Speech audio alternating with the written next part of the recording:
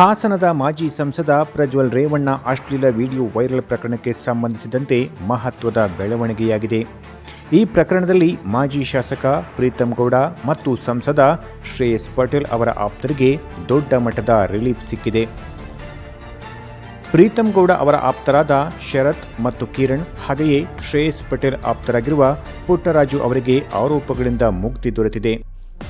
ವಿಶೇಷ ತನಿಖಾ ತಂಡ ಎಸ್ಐಟಿ ಈ ಮೂವರ ಹೆಸರುಗಳನ್ನು ತಮ್ಮ ದೋಷಾರೋಪ ಪಟ್ಟಿಯಿಂದ ಕೈಬಿಟ್ಟಿದೆ. ಪ್ರಾಥಮಿಕ ಆರೋಪಗಳ ಪ್ರಕಾರ ಶರತ್, ಕಿರಣ್ ಮತ್ತು ಪುಟ್ಟರಾಜು ಅವರು ಪ್ರಜ್ವಲ್ ರೇವಣ್ಣ ಅವರ ಅಶ್ಲೀಲ ಪೆನ್ಡ್ರೈವ್ ವಿಡಿಯೋಗಳ ಹಂಚಿಕೆಯಲ್ಲಿ ಮತ್ತು ಅವುಗಳನ್ನು ದೊಡ್ಡ ಮಟ್ಟದಲ್ಲಿ ವೈರಲ್ ಮಾಡುವಲ್ಲಿ ಭಾಗಿಯಾಗಿದ್ದಾರೆ ಎನ್ನಲಾಗಿತ್ತು. ಆದರೆ ಎಸ್ಐಟಿ ನಡೆಸಿದ ತನಿಖೆಯಲ್ಲಿ ಇವರು ಕೃತ್ಯದಲ್ಲಿ ಭಾಗಿಯಾಗಿಲ್ಲ ಎಂಬುದು ದೃಢಪಟ್ಟಿದೆ.